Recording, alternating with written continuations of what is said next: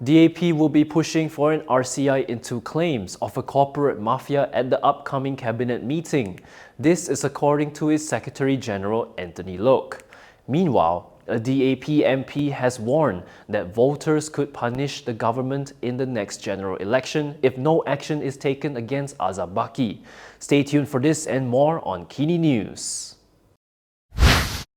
DAP will be pushing for an RCI to look into the claims against the MACC.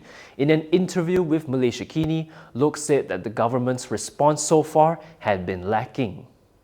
DAP Secretary-General Anthony Loke said his party will propose the establishment of a Royal Commission of Inquiry at this Friday's cabinet meeting to investigate allegations of a so-called corporate mafia. This was over the claims in a Bloomberg report, which alleged that members of MACC's top leadership colluded with business figures in schemes to edge out corporate rivals and orchestrate takeovers. In an interview with Malaysiakini yesterday, he said the cabinet had discussed the recent allegations involving the MACC during its previous meeting on February 13th. Loke added that they had agreed to set up a special task force to probe MACC Chief Commissioner Azam Baki over his shareholding controversy. However, he said the task force was set up to look into the shareholding issue and stressed that an RCI should be set up to look into the corporate mafia claims. Jadi, langkah pertama sekarang ini, siasatan sedang dijalankan terhadap penglibatan ataupun pemilikan saham KPSPRM. Tetapi berkenaan dengan isu yang kedua, iaitu corporate mafia, saya rasa itu perlu diperincikan dan perlu dibincangkan lebih lanjut. Dan cadangan kita ialah supaya RCI dapat ditubuhkan. Cadangan RCI akan raise up again by the Ya, kita akan cuba membangkitkan isu ini dalam mesyuarat kabinet akan datang. Loke added that unless the matter was thoroughly clarified, the MACC will continue to operate under a cloud of suspicion, a situation that would also be unfair to the agency. Azam had previously denied wrongdoing over the shareholding issue and said his transactions were properly declared to the Public Service Department. Meanwhile, the MACC claimed that the allegations were made with malicious intent to tarnish the Commission's reputation. Still on the MACC, a backbencher has warned that the government risks public backlash unless it probes allegations involving the Commission and its Chief Commissioner. DAP's Kota Melaka MP Khoo Poay Tiong has reiterated a demand for MACC Chief Commissioner Azam Baki's resignation in the wake of two major scandals. In echoing calls for the government to set up a Royal Commission of Inquiry on the matter, he warned that voters will punish the government if strict action is not taken.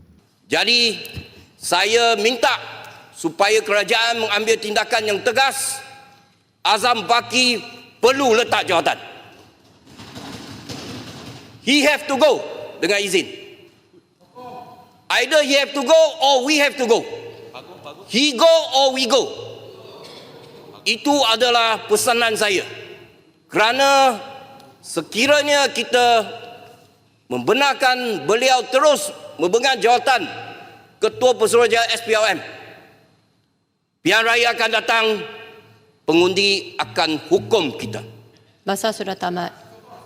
Saya harap masa bahas saya tamat, tapi jangan tempoh kita jadi kerajaan tamat selepas pilihan raya akan datang.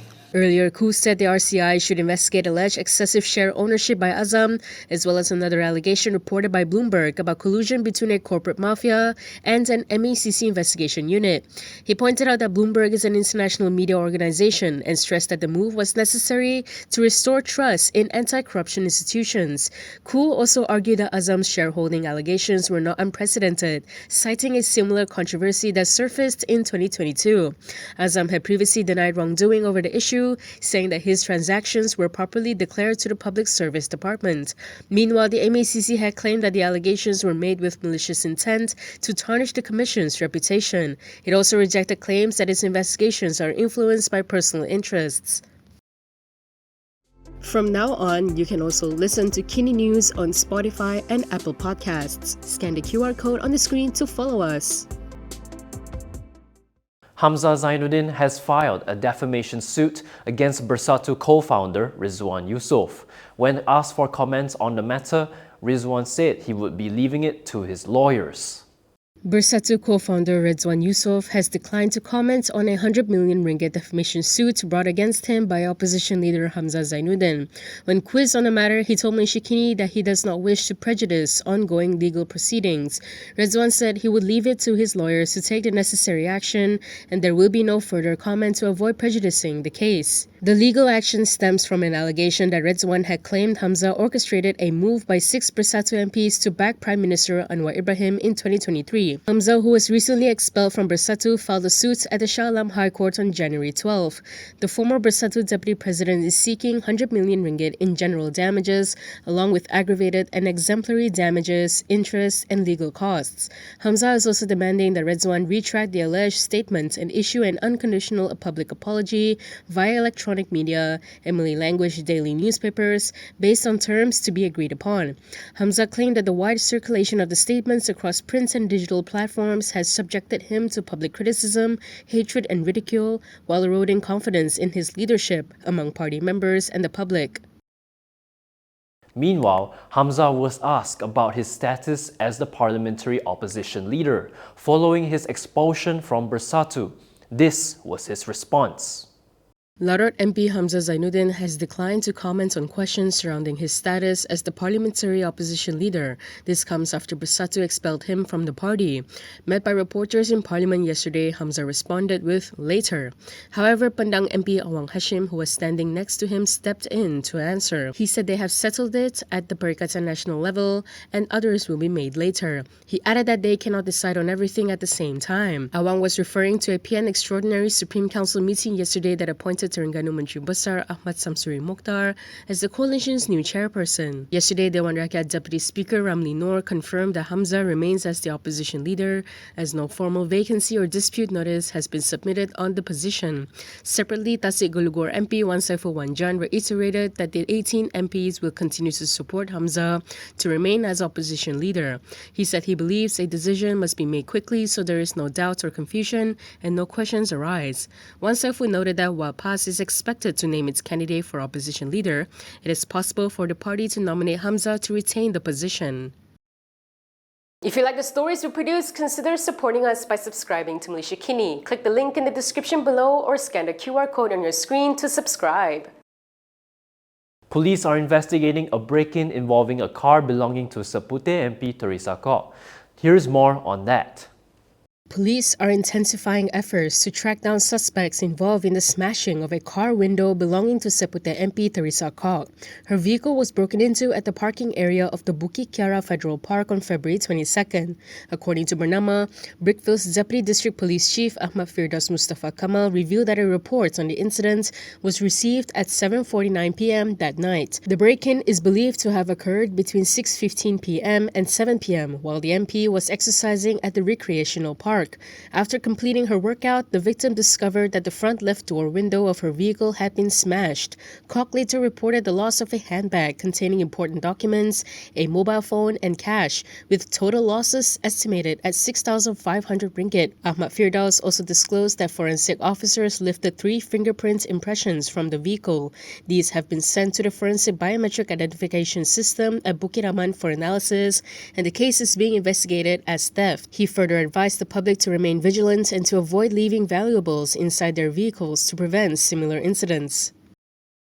The government has rejected calls for an RCI to probe the heritage football players' citizenship scandal. This was the response from Home Minister Saifuddin Nasution Ismail. Home Minister Saifuddin Nasution Ismail said there is no need for a Royal Commission of Inquiry to investigate the alleged forgery case involving heritage football players and the Football Association of Malaysia. In a recent parliamentary reply, dated February 23rd, he said the issue regarding the alleged falsification of naturalized player documents had already been addressed through ongoing independent investigations and legal processes. He added that this includes investigations by the police and the MACC. In view of this, he said the ministry is of the opinion that there is no requirement at this time to establish an RCI regarding the issue, as the legal processes and investigations by the relevant authorities are still ongoing. Nonetheless, Saifuddin said that should a reasonable need for an RCI arise in the future, the matter is subject to the jurisdiction of the federal government through the Prime Minister's Department in accordance with the provisions of the Commissions of Inquiry Act 1950. He added that the MACC's preliminary findings had found that the issues involved in the scandal were technical in nature and did not constitute offences under the MACC Act. He also reminded that an internal investigation committee within FAM, chaired by former Chief Justice Raus Sharif, had also been established to oversee the matter. However, in December, the committee had concluded its investigations due to not having the power to request documents or subpoena witnesses. It ultimately recommended that the FAM lodge a police report for further investigation. And that is all from me today. For more stories, you can go to KiniTv.com. You can also follow us on Instagram, X, YouTube, and Facebook for the latest news updates. I'm John. Thanks for watching.